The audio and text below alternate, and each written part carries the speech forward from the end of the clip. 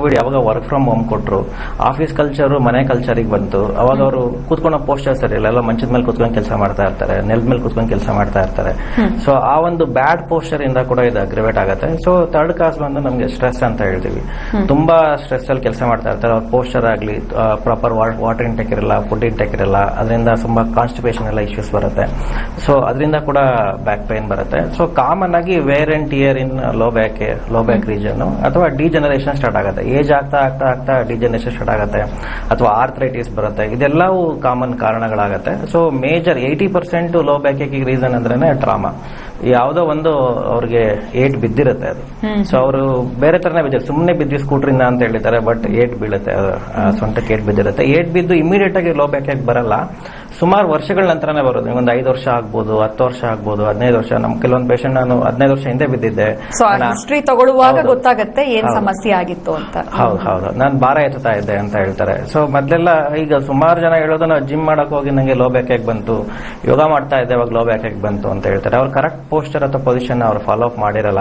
ಇವನ್ gym ಮಾಡ್ಬೇಕಾದ್ರೂ ಅಷ್ಟೇನೆ, weight lift ಮಾಡ್ಬೇಕಾದ್ರೆ correct poster ಅಲ್ಲಿ ಅವ್ರು ವೆಯ್ಟ್ ಲಿಫ್ಟ್ ಮಾಡಬೇಕು. ಮೊದಲೆಲ್ಲ ನಮ್ದು ಗರಡಿ ಮನೆಗಳಿತ್ತು, ಅವಾಗ ವೆಯ್ಟ್ ಲಿಫ್ಟ್ ಮಾಡ್ಬೇಕಾದ್ರೆ ಕೆಳಗಡೆ ಕೂತು ಅವರು ವೆಯ್ಟ್ ಲಿಫ್ಟ್ ಮಾಡ್ತಾ ಇದ್ರು.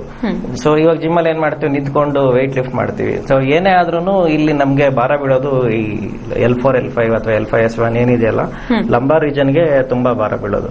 ಸೊ ಇದೆಲ್ಲ ಏನಕ್ಕೆ ಸ್ಟಾರ್ಟ್ ಆಗ್ತಿದೆ ಅಂತ ಅಂದ್ರೆ, ಮೊದಲು ನೋಡಿ 60,000 ವರ್ಷ ಹಿಂದೆ ಮನುಷ್ಯ 4 ಕಾಲಿನ ಪ್ರಾಣಿ ಇದ್ದಿದ್ದು. ಸೊ ಅವಾಗ ಈಕ್ವಲ್ ವೆಯ್ಟ್ ಡಿಸ್ಟ್ರಿಬ್ಯೂಷನ್ ಆಗ್ತಾ ಇತ್ತು. 2 ಕೈ 2 ಕಾಲ್ ಮೇಲೆ ವೆಯ್ಟ್ ಡಿಸ್ಟ್ರಿಬ್ಯೂಷನ್ ಆಗ್ತಾ ಇತ್ತು. ಇಡೀ ಬಾಡಿ ಭಾರ ಎಲ್ಲ ನಮ್ಗೆ ಡಿವೈಡ್ ಆಗ್ತಾ ಇತ್ತು. ಸೊ ಅವ್ರೊಂದು 60 kg ಇತ್ತಂತಾನೆ ಒಂದು 30 kg ಮುಂದಿನ 30 kg ಹಿಂದೆ ಡಿಸ್ಟ್ರಿಬ್ಯೂಟ್ ಆಗ್ತಾ ಇತ್ತು. ಇವಾಗ ಏನಂತಾನೆ, ನಾವ್ ಏನೇ ಎತ್ಲಿ, ಕೈಯಿಂದ ಎತ್ಲಿ, ತಲೆ ಮೇಲೆ ಎತ್ಲಿ, ಏನೇ ಎತ್ತಿದ್ರು ವೆಯ್ಟ್ ಬಂದು ಇಲ್ಲಿ ಡಿಸ್ಟ್ರಿಬ್ಯೂಷನ್ ಆಗುತ್ತೆ. ಇಲ್ಲಿ ಡಿಸ್ಟ್ರಿಬ್ಯೂಷನ್ ಆಗಿ ಇಲ್ಲಿಂದ ಕಾಲ್ಗೆ ಹೋಗುತ್ತೆ. ಸೊ ಮೇನ್ ಕಾಮನ್ ಆಗಿ ಡ್ಯಾಮೇಜ್ ಆಗ್ತಕ್ಕಂಥದ್ದು L4, L5. ನನ್ನನ್ನು ಕೇಳಿದ್ರೆ ಈಗ ಆಲ್ಮೋಸ್ಟ್ ನಿಮ್ಗೆ ಪ್ರತಿಯೊಬ್ಬರಿಗೂ ಸೊಂಟ ನೋವು ಇದ್ದೇ ಇರುತ್ತೆ. ಮನುಷ್ಯ ಅಂತ ಅಂದ್ಮೇಲೆ ಸೊಂಟ ನೋವು ಇರೋದೆ. ಅದು ಯಾವಾಗ ಜಾಸ್ತಿ ಆಗುತ್ತೆ ಅವಾಗ ನಾವು ವೈದ್ಯನನ್ನ ಭೇಟಿ ಆಗ್ಬೇಕಾಗತ್ತೆ. ಮೇನ್ ಪ್ರಾಬ್ಲಮ್ ಬಂದು 4 ಕಾಲಿನ ಪ್ರಾಣಿ ಇದ್ದಿದ್ದು ಮನುಷ್ಯ ಅಡಾಪ್ಟೇಷನ್ ಆಗಿ ಈಗ ನಾವು 2 ಕಾಲಿನ ಪ್ರಾಣಿ ಆಗಿದೀವಿ. ಸೊ ಹೋಮೋಸೇಪಿಯನ್ ಅಂತ ನಮ್ದು ಬೊಟನಿಕಲ್ ನೇಮ್ ಮನುಷ್ಯರದು. ಸೊ ಹೋಮೋಸೇಪಿಯನ್ ಆದ್ಮೇಲೆ ಇದೆಲ್ಲ ಪ್ರಾಬ್ಲಮ್ ಸ್ಟಾರ್ಟ್ ಆಗಿರೋದು. ಅಂದ್ರೆ ಹಿಂದೆ ನೋಡೋದಾದ್ರೆ ತುಂಬಾ ವಯಸ್ಸಾದ್ಮೇಲೆ ಈ ಸಮಸ್ಯೆಗಳು ಬರ್ತಿತ್ತೇನೋ, ಬಟ್ ಇತ್ತೀಚೆಗೆ ಅರ್ಲಿ ಏಜ್ ಅಲ್ಲೇ ಕಾಣಿಸ್ಕೊಳ್ತಾ ಇದೆ ಅಂತ. ಏನಕ್ಕಂದ್ರೆ ಓದ್ ಜನರೇಷನ್ ಏನಿತ್ತು, ಅವ್ರು ತುಂಬಾ ಫಿಸಿಕಲ್ ಎಕ್ಸರ್ಸೈಸ್ ಮಾಡ್ತಾ ಇದ್ರು, ತುಂಬಾ ಫಿಸಿಕಲ್ ಫಿಟ್ನೆಸ್ ಇತ್ತು. ಸೊ ನಮ್ಮಲ್ಲಿ ಫಿಸಿಕಲ್ ಫಿಟ್ನೆಸ್ ಆಲ್ಮೋಸ್ಟ್ ಕಡಿಮೆ ಆಗಿದೆ. ಮಿಷನರೀಸ್ ಇದೆ, ಮೂವಿಂಗ್ ಎಲ್ಲ ನಮ್ಗೆ ವೆಹಿಕಲ್ಸ್ ಇದೆ. ನಾವು ಆಲ್ಮೋಸ್ಟ್ ಯಾವ್ದನ್ನು ಕೆಲಸ ಮಾಡಲ್ಲ. ಈಗ ನಮಗೆ ಬರ್ತಾ ಇರೋದು ಫಿಸಿಕಲ್ ಎಕ್ಸರ್ಷನ್ ಡಿಸೀಸಸ್ ಅಲ್ಲ, ಮೆಂಟಲ್ ಎಕ್ಸರ್ಷನ್ ಡಿಸೀಸಸ್. ತಲೆಯಿಂದ ಕಾಯಿಲೆ ಬರ್ತಾ ಇದೆ, ಕೆಲಸ ಮಾಡಿ ಕಾಯಿಲೆ ಬರ್ತಾ ಇಲ್ಲ. So stress, bad posture, lock of proper exercise, posture deformity, trauma, ಇದೆಲ್ಲ ಮೇನ್ ರೀಸನ್ಸ್ ಆಗತ್ತೆ ಲೋ ಬ್ಯಾಕ್ ಗೆ. ಖಂಡಿತವಾಗ್ಲೂ. ಇನ್ನು ವೀಕ್ಷಕರೇ, ನೀವು ಕೂಡ ನೇರ ಪ್ರಸಾರದ ಕಾರ್ಯಕ್ರಮದಲ್ಲಿ ಕರೆಗಳನ್ನ ಮಾಡಬಹುದು. ನಿಮ್ಮ ಆರೋಗ್ಯದ ಸಮಸ್ಯೆಗಳ ಬಗ್ಗೆ ಪ್ರಶ್ನೆಗಳನ್ನ ಕೇಳಬಹುದು. ಇನ್ನು ವೈದ್ಯರನ್ನ ಭೇಟಿ ಮಾಡಿ ಚಿಕಿತ್ಸೆಗಳನ್ನ ಪಡೆದುಕೊಳ್ಬೇಕು ಅಂತಂದ್ರೆ ಟಿವಿ ಸ್ಕ್ರೀನ್ ಮೇಲೆ ನಿಮಗೆ ಬೆಂಗಳೂರಿನ ಬಸವೇಶ್ವರ ನಗರದಲ್ಲಿರುವಂತಹ ಆಯುರ್ ಕುಟೀರ ಸೆಂಟರ್ನ ಫೋನ್ ನಂಬರ್ಸ್ ಬರ್ತಾ ಇದೆ. ನಂಬರ್ಸ್ಗೆ ನೀವು ಕರೆ ಮಾಡಿ ಅಪಾಯಿಂಟ್ಮೆಂಟ್ ನ ಪಡೆದುಕೊಳ್ಬೇಕಾಗುತ್ತೆ. ಇನ್ನು ಕಾರ್ಯಕ್ರಮದಲ್ಲಿ ಈ ಲೋ ಬ್ಯಾಕ್ ಪೈನ್ ಅಥವಾ ಬ್ಯಾಕ್ ಪೈನ್ ಬರೋದಕ್ಕೆ ಏನೆಲ್ಲ ಕಾರಣಗಳು ಇರಬಹುದು, ಆ ಒಂದು ಹಿಸ್ಟ್ರಿ ಕೇಳಿದ್ರೆ ಗೊತ್ತಾಗುತ್ತೆ. ಟ್ರಾಮಾ ಇಂದ ಕಾರಣಗಳಾಗಿರುತ್ತೆ ಅನ್ನೋದ್ರ ಬಗ್ಗೆ ನಮಗೆ ವೈದ್ಯರು ತಿಳಿಸ್ತಾ ಇದ್ರು.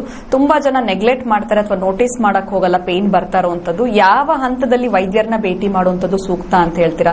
ಬಿಕಾಸ್ ಪೇನ್ ಬರ್ತಿರುತ್ತೆ, ಕೆಲ್ಸಕ್ಕೆ ಹೋಗ್ಬೇಕು ಅಥವಾ ಏನೋ ಒಂದು ಒತ್ತಡ ಇರುತ್ತೆ, ಮಾಡ್ಲೇಬೇಕಾಗತ್ತೆ. ಬಟ್ ವೈದ್ಯರನ್ನ ಭೇಟಿ ಮಾಡಿ ಚಿಕಿತ್ಸೆ ಅನ್ನುವಂಥದ್ದು ಯಾವ ಹಂತದಲ್ಲಿ ಬೇಕಾಗುತ್ತೆ ಅಂತ? ಸೊ ಅವ್ರಿಗೆ ಸುಮ್ನೆ ಡಲ್ ಏಕಿಂಗ್ ಪೇನ್ ಇರುತ್ತೆ, ಸ್ವಲ್ಪ ಲೋ ಬ್ಯಾಕ್ ಪೈನ್ ಬರ್ತಾ ಇರುತ್ತೆ. ಸೊ ಅದು ಇನಿಷಿಯಲಿ ಓಕೆ. ಸೊ ಅವ್ರು ಸ್ವಲ್ಪ ರೆಸ್ಟ್ ಮಾಡಿದ್ರೆ ಹೋಗ್ತಾ ಇರುತ್ತೆ, ಯಾವ್ದೋ ಒಂದು ಆಯಿಂಟ್ಮೆಂಟ್ ಹಚ್ಚಿದ್ರೆ ಹೋಗ್ತಾ ಇರುತ್ತೆ, ಯಾವ್ದೋ ಒಂದು ಪೈನ್ ಕಿಲ್ಲರ್ ತಗೊಂಡ್ರೆ ಸಾಕು, ಆರಾಮ್ ಆಗ್ತಾ ಇರ್ತಾರೆ. ಸೊ ಆ ಸ್ಟೇಜ್ ಅಲ್ಲಿ ಏನು ಬೇಕಾಗಲ್ಲ. ಯಾವಾಗ ಅವ್ರಿಗೆ ನಿಂತ್ಕೊಳ್ಳಿಕ್ ಆಗ್ತಾ ಇಲ್ಲ, ಒಂದು 15 ನಿಮಿಷ 20 ನಿಮಿಷ ನಿಂತ್ಕೊಂಡು ಅವ್ರಿಗೆ ನೋವು ಆಗ್ತಾ ಇದೆ, ಆಮೇಲೆ ಸೊಂಟದಿಂದ ಕಾಲ್ ತನಕ ನಾವು ಹೋಗ್ತಾ ಇರುತ್ತೆ, ಅದಕ್ಕೆ ನಾವು ಸಯಾಟಿಕಾ ಪ್ರಾಬ್ಲಮ್ ಅಂತ ಕರಿತೀವಿ. ಸೊ L4, L5 ಇಲ್ಲಿ ಡಿಸ್ಕ್ ಬಲ್ಜ್ ಆಗಿ ಅದು ನರ್ವ್ ಕಂಪ್ರೆಷನ್ ಸ್ಟಾರ್ಟ್ ಆಗುತ್ತೆ. ನರ್ವ್ ಕಂಪ್ರೆಷನ್ ಆದಾಗ ನೀವು ವೈದ್ಯರನ್ನ ಭೇಟಿ ಆಗ್ಲೇಬೇಕು, ಟ್ರೀಟ್ಮೆಂಟ್ ಮಾಡ್ಕೊಳ್ಳೇಬೇಕು. ಆ ಟೈಮಲ್ಲಿ ನಾವು ಟ್ರೀಟ್ಮೆಂಟ್ ಮಾಡಲಿಲ್ಲ ಅಂತಂದ್ರೆ ನೆಕ್ಸ್ಟ್ ಅದು ಆಪರೇಷನ್ ಮಾಡಬೇಕಾಗತ್ತೆ. ಸೊ ಅದು ಡಿಸ್ಕ್ ನೇ ಕಟ್ ಮಾಡಿ ಮತ್ತೆ ಅದು ರಿಪ್ಲೇಸ್ ಮಾಡಬೇಕಾಗತ್ತೆ. ಬಟ್ 80% ಜನಗಳಲ್ಲಿ ನಾವು ಆಪರೇಷನ್ ಅವಾಯ್ಡ್ ಮಾಡಿ ಆಲ್ಮೋಸ್ಟ್ ನಮ್ದು ಪಂಚಕರ್ಮ ಚಿಕಿತ್ಸೆಗಳಿಂದಾನೇ ಅವ್ರಿಗೆ ಸರಿ ಮಾಡ್ತಕ್ಕಂಥದ್ದು ಮಾಡ್ತೀವಿ. ಸೊ ನಾನು ಆಲ್ಮೋಸ್ಟ್ ಲಾಸ್ಟ್ 15 ವರ್ಷದಲ್ಲಿ ಒಂದು 50,000 ಜನ ಲೋ ಬ್ಯಾಕ್ ಪೇಷಂಟ್ಸ್ ನಾನು ನೋಡಿದ್ದೀನಿ. ಒಂದು 20,000 ಆಪರೇಷನ್ಸ್ ಅಂತೂ ಅವಾಯ್ಡ್ ಮಾಡಿರ್ತೀನಿ. ಸೊ ಯೂಶಲಿ ಅವ್ರಿಗೆ ತುಂಬಾ ಸಿವಿಯರ್ ಪೇನ್ ಇದ್ದಾಗ ಇದ್ದಾಗ ಸುಮಾರು ಜನ ನಡ್ಕೊಂಡೇ ಬರ್ತಾ ಇರಲ್ಲ, ಎತ್ಕೊಂಡ್ಬಂದು ಮಲಗಿಸಿ ಟ್ರೀಟ್ಮೆಂಟ್ ಮಾಡಿದ್ ಕೂಡ ನಿದರ್ಶನಗಳಿದೆ. ಸೊ ಅದು ಏನಾದ್ರೆ ಕಂಟಿನ್ಯೂಸ್ ಆಗಿ ಅವರು ಮೇಂಟೈನ್ ಮಾಡ್ಕೊಂತ ಇರಬೇಕು. ಇದು ಲೋ ಬ್ಯಾಕ್ ಅನ್ನೋದು ಒಂದು ಲೈಫ್ ಸ್ಟೈಲ್ ಡಿಸಾರ್ಡರ್ ಆಗಿರೋದ್ರಿಂದ ಸೊ ಸೂಕ್ತವಾದ ಸಮಯದಲ್ಲಿ ವೈದ್ಯರನ್ನ ಭೇಟಿಯಾಗಿ ಆರಾಮಲ್ಲಿ ಜೀವನ ನಡೆಸಬಹುದು. ಸೊ ಯಾವುದೇ ರೀತಿ ತೊಂದರೆ ಆಗಲ್ಲ, ಅವ್ರದ್ದು ಡೈಲಿ ರೂಟೀನ್ ಆಗ್ಲಿ ಇದಕ್ಕಾಗ್ಲಿ ಆರಾಮಲ್ಲಿ ಅವ್ರಿಗೆ ಟ್ರೀಟ್ಮೆಂಟ್ ಮಾಡಬಹುದು. ಸೊ ಅದನ್ನ ರಿವರ್ಸ್ ಕೂಡ ಆಗತ್ತೆ ಆರಾಮಲ್ಲಿ. ಖಂಡಿತ. ಸೊ ಎಲ್ಲೋ ಒಂದು ಕಡೆ ಸರ್ಜರಿ ಅನ್ನುವಂಥದ್ದು ಒಂದೇ ಆಪ್ಷನ್ ಅಲ್ಲ, ಅಥವಾ ಸರ್ಜರಿಗೆ ನೀವು ಹೋಗೋದಕ್ಕಿಂತ ಮುಂಚೆ ಬ್ಯಾಕ್ ಪೇನ್ ಇಶ್ಯೂಸ್ ಆಗ್ತಾ ಇದೆ, ಬ್ಯಾಕ್ ಪೇನ್ ಬಹಳಷ್ಟು ವರ್ಷಗಳಿಂದ ಸಫರ್ ಮಾಡ್ತಿದ್ದೀರಾ, ಮಾತ್ರೆಗಳು ತಗೊಂಡು ಸಾಕಾಗಿದೆ, ಪೇನ್ ಕಡಿಮೆ ಆಗ್ತಾ ಇಲ್ಲ ಅಂತಂದ್ರೆ ಖಂಡಿತ ನೀವು ಚಿಂತೆ ಮಾಡಬೇಡಿ. ಆಯುರ್ ಕುಟೀರ ಬಸವೇಶ್ವರ ನಗರ್ಗೆ ನೀವು ನೇರವಾಗಿ ಭೇಟಿ ನೀಡಬಹುದು. ಟಿವಿಯ ಸ್ಕ್ರೀನ್ ಮೇಲೆ ಬರ್ತಿರುವಂತಹ ನಂಬರ್ಸ್ಗೆ ನೀವು ಕರೆ ಮಾಡಿ ಅಪಾಯಿಂಟ್ಮೆಂಟ್ ನ ಪಡೆದುಕೊಳ್ಬೇಕಾಗತ್ತೆ. ಏನೋ ಕಾರ್ಯಕ್ರಮದಲ್ಲಿ ಕೂಡ ನೀವು ನೇರವಾಗಿ ಕರೆಗಳನ್ನ ಮಾಡಬಹುದು. ವೈದ್ಯರು ನಮ್ಮ ಜೊತೆ ಇದ್ದಾರೆ. ನಿಮ್ಮ ಯಾವುದೇ ರೀತಿಯಾಗಿರುವಂತಹ ಆರೋಗ್ಯದ ಸಮಸ್ಯೆಗಳ ಬಗ್ಗೆ ಪ್ರಶ್ನೆಗಳನ್ನ ನೀವು ಕೇಳಬಹುದು. ಸೊ ಒಂದು ಸಯಾಟಿಕಾ ಪೇನ್ ಅಂತ ಕೂಡ ಹೇಳ್ತಿರ್ತಾರೆ, ಇದು ಯಾವ ರೀತಿ ಶುರುವಾಗುತ್ತೆ, ಯಾರಲ್ಲಿ ಕಂಡು ಬರುತ್ತೆ, ಇದ್ರ ಬಗ್ಗೆ ತಿಳಿಸ್ಕೊಳ್ಳಿ. ಸೊ ಕಾಮನ್ ಆಗಿ ಲಂಬಾರ್ ಸ್ಪಾಂಡಿಲೋಸಿಸ್ ಅನ್ನೋದು ಒಂದು ವೇಗ್ ಟರ್ಮ್. ಇದ್ರಲ್ಲಿ ನಾವು 2 ತರ ಡಿವೈಡ್ ಮಾಡ್ಕೋತೀವಿ. ಒಂದು ಇನ್ಫೆಕ್ಷನ್, ಅದು ಸ್ಪಾಂಡಿಲೈಟಿಸ್ ಅಂತ ಕರಿತೀವಿ. ಸೊ ಇನ್ನೊಂದು ವೇರ್ ಅಂಡ್ ಟಿಯರ್ ಅಥವಾ ಡಿಜನರೇಷನ್ ಆಗಿ ಪ್ರಾಬ್ಲಮ್ ಇರುತ್ತೆ. ಸೊ ಈ 2 ಕಾರಣಗಳಿಂದ ಕೂಡ ನಮಗೆ ನರ್ವ್ ಡಿಸ್ಕ್ ಬಲ್ಜ್ ಆಗಿ ನರ್ವ್ ಕಂಪ್ರೆಷನ್ ಆಗ್ಬೋದು. ಸೊ ಲಂಬಾರ್ ಸ್ಪಾಂಡಿಲೈಟಿಸ್ ಅಲ್ಲಿ ಕೆಲವೊಂದು ಕಾಯಿಲೆಗಳು ಅವ್ರ ಮೊದಲೇ ಇರುತ್ತೆ. ಸೊ ಯಾವ್ದಂತ ಅಂದ್ರೆ ಆಂಕ್ಲೋಸಿಂಗ್ ಸ್ಪಾಂಡಿಲೋಸಿಸ್ ಇರ್ಬೋದು, ರುಮಟೆಡ್ ಆರ್ಥ್ರೈಟಿಸ್, ಗೌಟಿ ಆರ್ಥ್ರೈಟಿಸ್, ಸೊ ಬೇರೆ ಯಾವ್ದಾರ ಟಿಬಿ ಸ್ಪೈನ್ ಅಂತ ಕರಿತೀವಿ, ಪಾಟ್ ಸ್ಪೈನ್ ಅಂತ ಆಗಿರುತ್ತೆ. ಇದು ಯಾವುದೇ ಇನ್ಫೆಕ್ಷನ್ ಅಲ್ಲಿ ಕೂಡ ಸ್ಪಾಂಡಿಲೈಟಿಸ್ ಆಗುತ್ತೆ. ಅದು ಇನ್ಫೆಕ್ಷನ್ ಅವ್ರಿಗೆ ಸೊಂಟ ನೋವು ಅಷ್ಟೇ ಇರಲ್ಲ, ಇಡೀ ಬಾಡಿನಲ್ಲಿ ಬೇರೆ ಜಾಯಿಂಟ್ಸ್ ಅಲ್ಲಿ ಕೂಡ ಪೇನ್ ಇರುತ್ತೆ, ಜೊತೆಗೆ ಸೊಂಟದಲ್ಲಿ ಕೂಡ ತುಂಬಾ ಸಿವಿಯರ್ ಪೇನ್ ಸ್ಟಾರ್ಟ್ ಆಗುತ್ತೆ. ಸೊ ಅದು ಇನ್ಫೆಕ್ಷನ್ ಇದೆ. ನಮ್ದು ಟ್ರೀಟ್ಮೆಂಟ್ ಪ್ರೋಟೋಕಾಲ್ ಸ್ವಲ್ಪ ಚೇಂಜ್ ಆಗುತ್ತೆ. ಅವ್ರಿಗೆ ಸಡನ್ ನಾವು ಪಂಚಕರ್ಮ ಎಲ್ಲ ಮಾಡಲ್ಲ.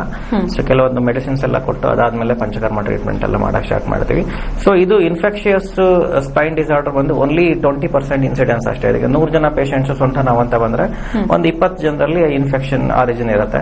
ಸೊ ಮಿಕ್ಕಿದ 80 ಜನರಲ್ಲಿ ನಾನು ಅವಾಗಲೇ ಹೇಳ್ದಂಗೆ ಏನಾದ್ರು ಒಂದು ಪ್ರಾಬ್ಲಮ್ ಇರುತ್ತೆ, ಟ್ರಾಮಾ ಆಗಿರ್ಬೋದು ಅಥವಾ ಲೈಫ್ ಸ್ಟೈಲ್ ಡಿಸಾರ್ಡರ್ ಆಗಿರ್ಬೋದು, ಏನಾದ್ರು ಆಗಿರುತ್ತೆ. ಅದರಿಂದ ಏನಾಗುತ್ತೆ ನೋಡಿ, ಇದು ಡಿಸ್ಕ್ ಇದೆ, ಇದು ನಮ್ದು ಸ್ಪೈನ್ ಬಂದು 33 ಮೂಳೆಗಳಿರುತ್ತೆ. ಇದರಲ್ಲಿ 33 ಮೂಳೆಗಳ ಮಧ್ಯೆ 33 ಡಿಸ್ಕ್ ಇರುತ್ತೆ. ಇಲ್ಲಿ ಎವ್ರಿ ಡಿಸ್ಕ್ ಪಕ್ಕ ನರ್ವ್ ರೂಟ್ ಎಕ್ಸಿಟ್ ಆಗುತ್ತೆ, ಪೈರ್ ಆಫ್ ನರ್ವ್ ರೂಟ್ಸ್.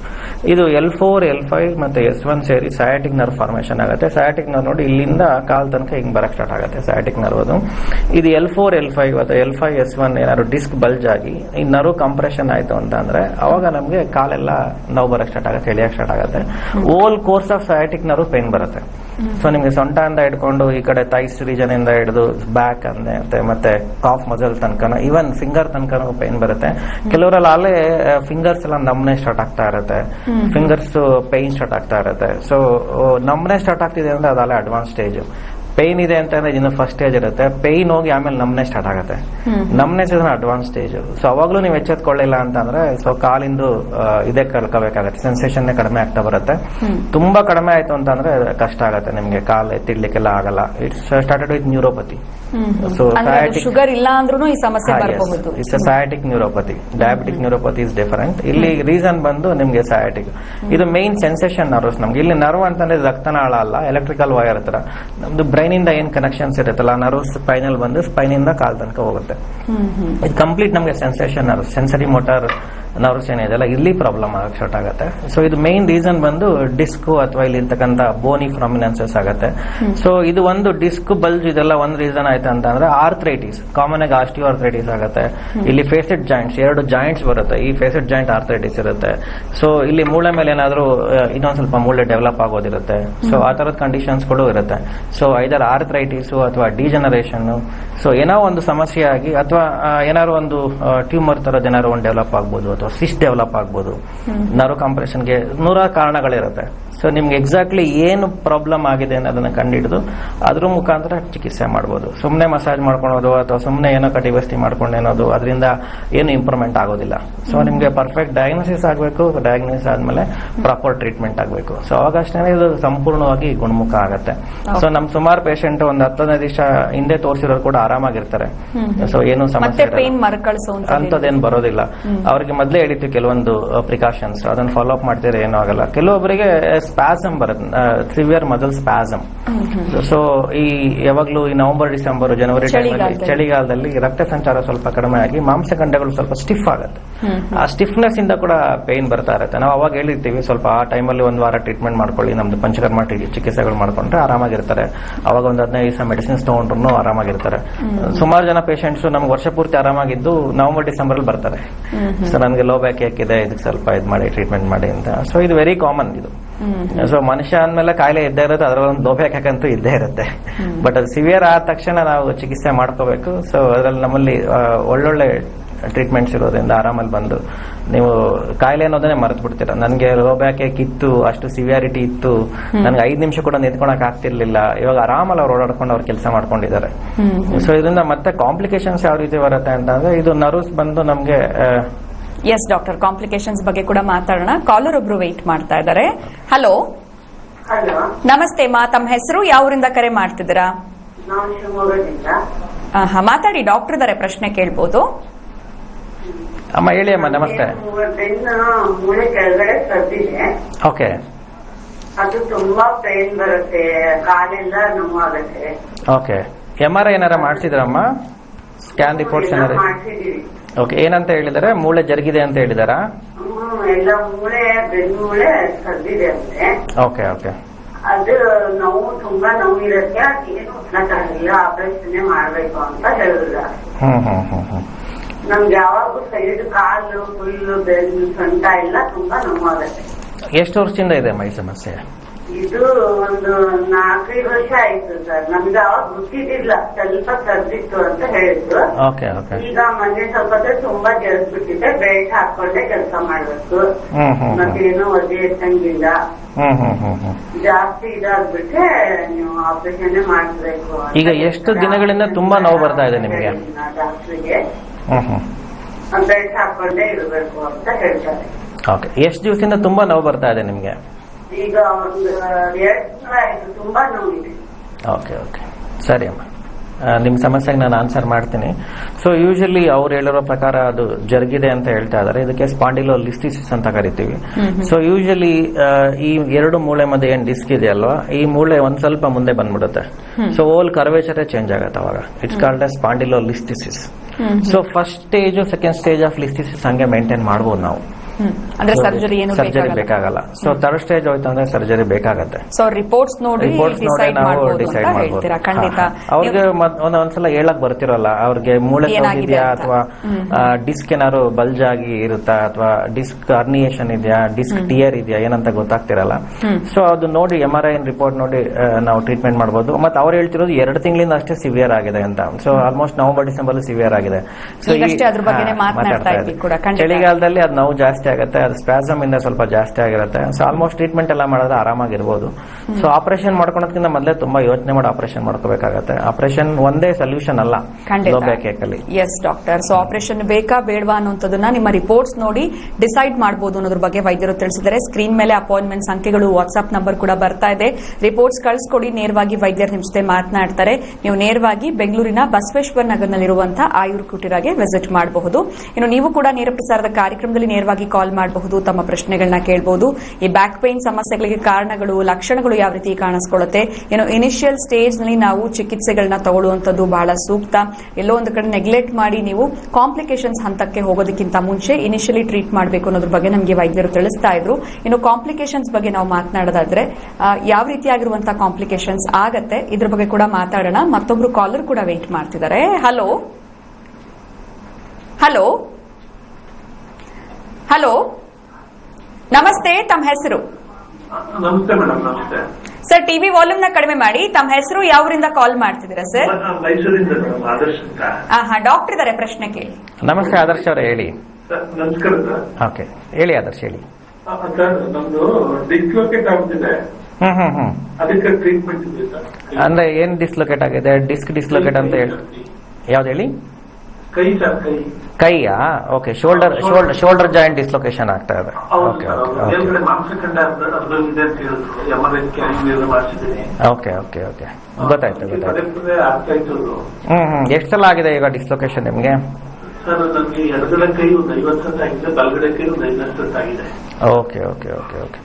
ಸೊ ಇದೇನಾಗತ್ತೆ ಈ ಸಮಸ್ಯೆ ಯೂಶಲಿ ಇಲ್ಲಿ ನಮ್ದು ಗರ್ಡಲ್ ಇರುತ್ತೆ, ಶೋಲ್ಡರ್ ಗರ್ಡಲ್, ಅಲ್ಲಿ ನಮ್ ಲಿಗಮೆಂಟ್ಸ್ ಏನಾದ್ರು ತುಂಬಾ ವೀಕ್ ಆಗಿತ್ತು ಅಂತಂದ್ರೆ ಇದು ಪದೇ ಪದೇ ಡಿಸ್ಲೊಕೇಶನ್ಸ್ ಆಗ್ತಾ ಇರುತ್ತೆ.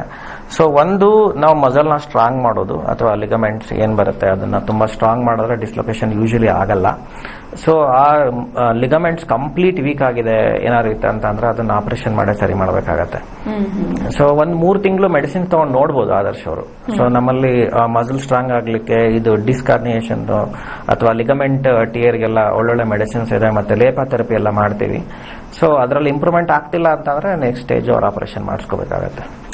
ನೀವು ನೇರವಾಗಿ ಬಂದು ಭೇಟಿ ಮಾಡುವಂತದ್ದು ಸೂಕ್ತ. ಸೊ ಸ್ಕ್ರೀನ್ ಮೇಲೆ ಫೋನ್ ನಂಬರ್ಸ್ ಬರ್ತಾ ಇದೆ, ನಂಬರ್ಸ್ಗೆ ನೀವು ಕರೆ ಮಾಡಿ ಅಪಾಯಿಂಟ್ಮೆಂಟ್ ನ ಪಡೆದುಕೊಳ್ಬಹುದು. ಕಾಂಪ್ಲಿಕೇಶನ್ಸ್ ಯಾವ ರೀತಿ ಆಗತ್ತೆ ನೆಗ್ಲೆಕ್ಟ್ ಮಾಡಿದ್ರೆ ಅನ್ನೋದ್ರ ಬಗ್ಗೆ ತಿಳಿಸ್ತಾ ಇದ್ರಿ, ಮುಂದುವರಿಸಿದ್ರು. ಸೊ ಯೂಶಲಿ ನೋಡಿ ಇದು ಸ್ಪೈನಲ್ ನರ್ವ್ಸ್ ನಮಗೆ ಯೂರಿನರಿ ಬ್ಲಾಡರ್ ಕೂಡ ಕನೆಕ್ಟ್ ಆಗ್ತಾ ಇರುತ್ತೆ, ಮತ್ತೆ ಮೋಷನ್ ಡಿಫಿಕೇಶನ್ ನಮ್ಗೆ ಏನು ಲೆಟ್ರಿನ್ ಟಾಯ್ಲೆಟ್ ಏನು ಹೋಗ್ತಿರುತ್ತಲ್ಲ ಅದು ಕೂಡ ಕನೆಕ್ಷನ್ ಆಗ್ತಾ ಇರುತ್ತೆ. ಸೊ ಏನಾದ್ರು ನರ್ವ್ಸ್ ಪ್ರಾಬ್ಲಮ್ ಆಯ್ತು ಇಲ್ಲಿ ಅಂತ ಅಂದ್ರೆ ನಮ್ಗೆ ಯೂರಿನರಿ ಇನ್ಕಾಂಟಿನೆನ್ಸ್ ಅಂತ ಆಗತ್ತೆ. ಯೂಶಲಿ ಏನಾಗತ್ತೆ ಯೂರಿನ್ ಕಂಟ್ರೋಲ್ ಬರಲ್ಲ. ಸೊ ಅವ್ರಿಗೆ ಫ್ರೀಕ್ವೆನ್ಸಿ ಆಫ್ ಯೂರಿನೇಷನ್ ಜಾಸ್ತಿ ಆಗುತ್ತೆ, ತುಂಬಾ ಬೇಗನೆ ಯೂರಿನ್ ಹೋಗ್ಬೇಕು ಅನಿಸ್ತಾ ಇರುತ್ತೆ, ಸ್ವಲ್ಪ ಬ್ಲಾಡರ್ ಫಿಲ್ ಆದ್ರೂ ಇಶ್ಯೂಸ್ ಬರುತ್ತೆ. ಸೊ ಅದು ಕೂಡ ಈ ಸ್ಪೈನ್ ನರ್ವ್ಸ್ ತುಂಬಾ ಇಂಪಾರ್ಟೆಂಟ್. ಮತ್ತೆ ಮೋಷನ್ ಅವ್ರಿಗೆ ಸೊ ಮಲಬದ್ಧತೆ ಕೂಡ ಜಾಸ್ತಿ ಆಗ್ಬೋದು ಅಥವಾ ಕಂಟ್ರೋಲೇ ಹೋಗ್ಬೋದು. ಸೊ ಕಂಟ್ರೋಲ್ ಹೋಯ್ತು ಅಂತಂದ್ರೆ ಅವ್ರಿಗೆ ಮೋಷನ್ ಕಂಟ್ರೋಲ್ ಇರಲ್ಲ. ಯಾವಾಗ ಇಂಟೆಸ್ಟೈನ್ ಫಿಲ್ ಆಗುತ್ತೆ ಲಾರ್ಜ್ ಇಂಟೆಸ್ಟೈನ್ ಅವಾಗ ಮೋಷನ್ ಆಗೇ ಬಿಡುತ್ತೆ ಟಕ್ ಅಂತ. ಸೊ ಅದು ಡಿಫಿಕೇಶನ್ ಇನ್ಕಾಂಟಿನೆನ್ಸ್ ಕೂಡ ಬರ್ಬೋದು, ಯೂರಿನರಿ ಇನ್ಕಾಂಟಿನೆನ್ಸ್ ಕೂಡ ಬರ್ಬೋದು. ಸೊ ಕಡಿಮೆ ವಯಸ್ಸಲ್ಲಿ ಏನಾದ್ರು ಈ ಸಮಸ್ಯೆ ಬಂತಂದ್ರೆ ಅವ್ರ ಗಂಡಸ್ತನದ ಕೂಡ ಪ್ರಾಬ್ಲಮ್ ಬರೋ ಚಾನ್ಸಸ್ ಇರುತ್ತೆ, ಎರೆಕ್ಷನ್ ಪ್ರಾಬ್ಲಮ್ಸ್ ಎಲ್ಲ ಬರೋ ಚಾನ್ಸಸ್ ಕೂಡ ಇರುತ್ತೆ. ಸೊ ಇದು ಇಲ್ಲಿ ಲೋಕಲ್ ಕಾಂಪ್ಲಿಕೇಶನ್ಸ್ ಆಯ್ತು. ಇನ್ನೂ ಜಾಸ್ತಿ ಆಯ್ತು ಸಯಾಟಿಕಾ ಅಂತ ಅಂದ್ರೆ ಅವ್ರಿಗೆ ಪ್ಯಾರಲೈಸ್ ಆಗೋ ಚಾನ್ಸಸ್ ಕೂಡ ಇರುತ್ತೆ. ಸೊ ಸ್ಟ್ರೋಕ್ ಆಗೋ ಚಾನ್ಸಸ್ ಕೂಡ ಇರುತ್ತೆ. Only one leg. ಸೊ ಯಾವ್ದು ರೈಟ್ ಸೈಡ್ ಆಗಿತ್ತು ಅಂತಂದ್ರೆ ರೈಟ್ ಲೆಗ್, ಲೆಫ್ಟ್ ಸೈಡ್ ಆಗಿತ್ತು ಅಂದ್ರೆ ಲೆಫ್ಟ್ ಲೆಗ್, ಈ ರೀತಿ ಕಾಂಪ್ಲಿಕೇಶನ್ಸ್ ಕೂಡ ಆಗ್ಬೋದು. ಸೊ ಅವರು ತುಂಬಾ ನೆಗ್ಲೆಕ್ಟ್ ಮಾಡ್ತಿದ್ದಾರೆ ಅಂತಂದ್ರೆ ಇದು ಕರ್ವೇಚರ್ ತುಂಬಾ ಬೆಂಡ್ ಆಗ್ಬಿಡುತ್ತೆ, ಸ್ಕೋಲಿಯೋಸಿಸ್ ತರ ಅದು ಆಗ್ಬೋದು. ಸೊ ಆ ರೀತಿ ಎಲ್ಲ ಕಾಂಪ್ಲಿಕೇಶನ್ಸ್ ಬರೋ ಚಾನ್ಸಸ್ ಇರುತ್ತೆ. ಎಸ್ ಡಾಕ್ಟರ್, ಇನ್ನೊಬ್ರು ಕಾಲರ್ ಇದ್ದಾರೆ. ಹಲೋ, ನಮಸ್ತೆ, ತಮ್ಮ ಹೆಸರು ನಮಸ್ತೆ. ಹೇಳಿ ಸರ್, ಯಾವೂರಿಂದ ಕರೆ ಮಾಡ್ತಿದ್ದೀರಾ? ರಾಜೀವ್ ಅಂತ ದಾವಣಗೆರೆಯಿಂದ. ಡಾಕ್ಟರ್ ಇದಾರೆ, ಪ್ರಶ್ನೆ ಕೇಳಿ ಸರ್. ನಮಸ್ತೆ ರಾಜೀವ್, ಹೇಳಿ. ಸರ್ ನಮಸ್ತೆ ಸರ್. ಹೇಳಿ ರಾಜೀವ್, ಹೇಳಿ ಕೇಳಿಸ್ತಾ ಇದೆ, ಹೇಳಿ. ಸರ್ ಒಂದು 6 years ಬ್ಯಾಕ್ ನನಗೆ ಸ್ವಲ್ಪ ಕೆಳಗಡೆ ಬಿದ್ದು ಸ್ವಲ್ಪ ಎಲ್ಪೋ ಡಿಸ್ಕ್ ಬಂದಂತ ಬಂದಿತ್ತು ಸರ್. ಓಕೆ ಸರ್ ನಾನು ಹಂಗೆ ಕನ್ಸರ್ವೇಟಿವ್ ಸ್ವಲ್ಪ ಫಿಸಿಯೋಥೆರಪಿ ಇದು ಮಾಡ್ಕೊಂಡೆಲ್ಲ ಸ್ವಲ್ಪ ಆರಾಮಿದ್ದೆ ಸರ್. ಸರ್ ಮತ್ತೆ ಈಗ ಒಂದು 5 years ಆದ್ಮೇಲೆ ಮತ್ತೆ ತುಂಬಾ ಪೇನ್ ಬಂತು ಸರ್. ನಾನು MRI ಸ್ಕ್ಯಾನ್ ಮಾಡ್ತಿದ್ದೆ ಸರ್, ಎಲ್ಪೋ ಡಿಸ್ಕ್ ಡಿಜನರೇಟ್ ಅಂತ ಬಂದಿದೆ ಸರ್. ಸರ್ ನನಗೆ ಡ್ಯೂಟಿ ಹೋಗಕ್ ಆಗ್ತಾ ಇಲ್ಲ, ಡ್ಯೂಟಿ ಮಾಡಕ್ ಆಗ್ತಾ ಇಲ್ಲ, ಕೂತು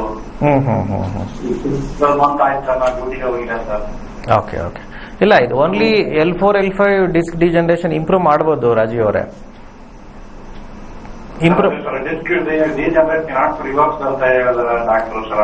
ಅಂದ್ರೆ ಏನಾಗತ್ತೆ ಅಂತ ಅಂದ್ರೆ ನಿಮ್ಗೆ ಡಿಸ್ಕ್ ಅಷ್ಟೇ ವೀಕ್ ಇರುತ್ತೆ, ಇದ್ರಲ್ಲಿ ಇಂಟರ್ವರ್ಟಿಬಲ್ ಮಸಲ್ಸ್ ಬರುತ್ತೆ ಡಿಸ್ಕ್ ಹತ್ರ. ಆ ಮಸಲ್ಸ್ ನ ಸ್ಟ್ರಾಂಗ್ ಮಾಡಬಹುದು. ಡಿಸ್ಕ್ಗೆ ಸ್ವಲ್ಪ ಜೀವ ತುಂಬತಕ್ಕಂತ ಮೆಡಿಸಿನ್ಸ್ ಇದೆ ನಮ್ಮಲ್ಲಿ. ಡಿಸ್ಕ್ ಅಲ್ಲಿ ಏನಿರುತ್ತೆ ಅಂದ್ರೆ ಓನ್ಲಿ ಫ್ಯಾಟ್ ಮತ್ತೆ ವಾಟರ್ ಕಂಟೆಂಟ್ ಅಷ್ಟೇ ಇರುತ್ತೆ ಡಿಸ್ಕ್ ಅಲ್ಲಿ. ಆ ವಾಟರ್ ಕಂಟೆಂಟ್ ಮತ್ತೆ ಫ್ಯಾಟ್ ಇಂಪ್ರೂವ್ ಮಾಡಿ ಸೊ ಅಲ್ಲಿ ಡಿಸ್ಕ್ ನ ಲಿಗಮೆಂಟ್ ನ ಸ್ವಲ್ಪ ರಿಜುವಿನೇಟ್ ಮಾಡ್ತಕ್ಕಂಥ ಮೆಡಿಸಿನ್ಸ್ ಇರುತ್ತೆ. ಅದು ಫುಲ್ ಡಿಜನರೇಟ್ ಆಗಿದೆ, ಕಂಪ್ಲೀಟ್ ಡೆಡ್ ಆಗಿದೆ ಅಂತ ಏನು ಮಾಡಕ್ಕಾಗಲ್ಲ.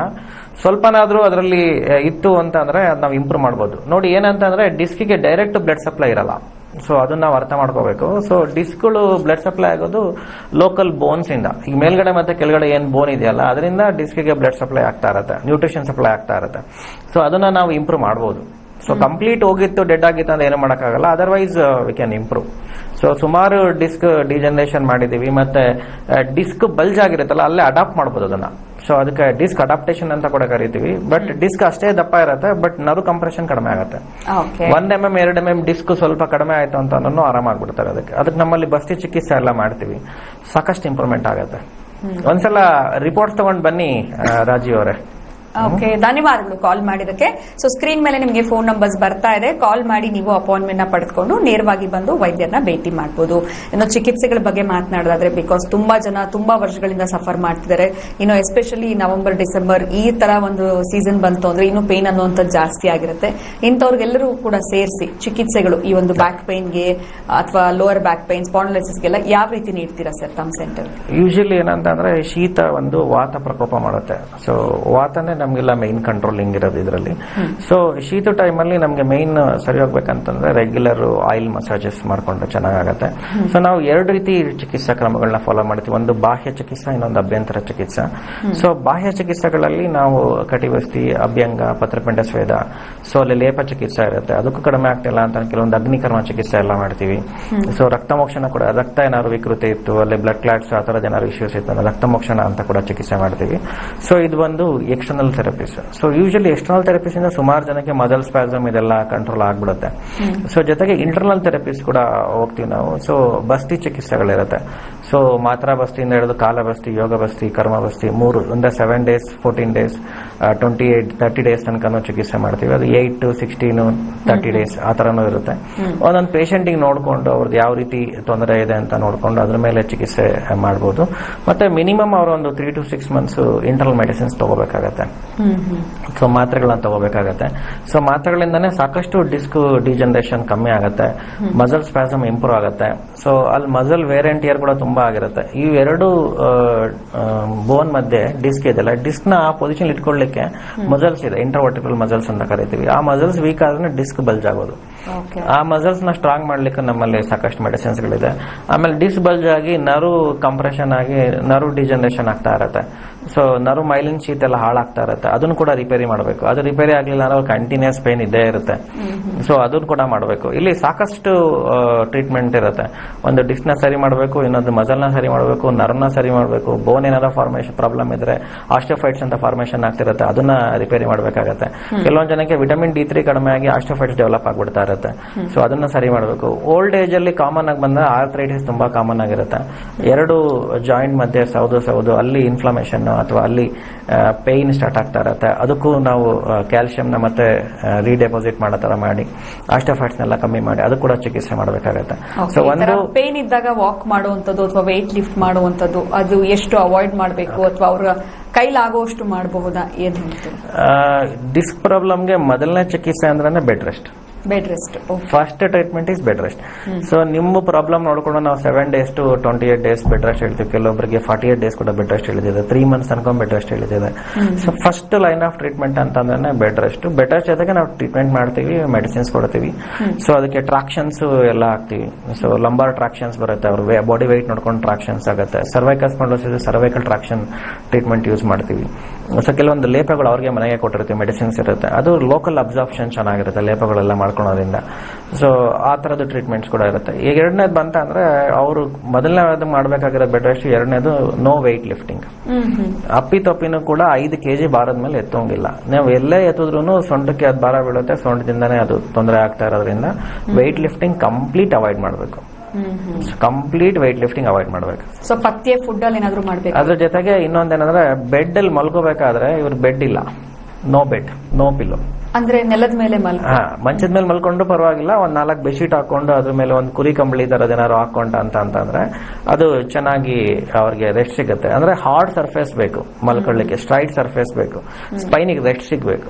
ಸೊ ನಾವೇನಾಗ್ತಿದೆ ಈಗ ಮ್ಯಾಟ್ರಿಸಸ್, ಸ್ಪ್ರಿಂಗ್ ಮ್ಯಾಟ್ರಿಸ್ ಎಲ್ಲ ಯೂಸ್ ಮಾಡಿ ಅದರಿಂದನೇ ಸೊಂಟ ನೋವು ಬರ್ತಾ ಇದೆ ಸುಮಾರು ಜನಕ್ಕೆ. ಕೆಲವೊಂದು ಪೇಷಂಟ್ ಹೇಳ್ತಾರೆ, ನಾನು 6 ತಿಂಗಳ ಮೊದಲು ಹೊಸ ಹಾಸಿಗೆ ತಗೊಂಡೆ, ಅವತ್ತಿಂದ ನೋವು ಸ್ಟಾರ್ಟ್ ಆಯ್ತು ಅಂತ. ನಿಮ್ ಮ್ಯಾಟ್ರಿಸಸ್, ನಿಮ್ ಸೋಫಾನೇ ನಿಮ್ಗೆ ಕಾಯಿಲೆ ತಂದ್ಕೊಡ್ತಾ ಇರುತ್ತೆ. ಸೊ ಹಂಗಾಗಿ ಈಗ ವಯಸ್ಸಾದವ್ರಿಗಂತೂ ನಾವು 50 ವರ್ಷ ಆದ್ಮೇಲೆ ಅವಾಗೆಲ್ಲ ವಾನಪ್ರಸ್ಥಾಶ್ರಮ ಅಂತ ಮಾಡ್ತಾ ಇದ್ರು. ಅವಾಗೆಲ್ಲ ನಾರು ಬೇರೆ ಮೇಲೆ ಮಲ್ಕೋಬೇಕಿತ್ತು.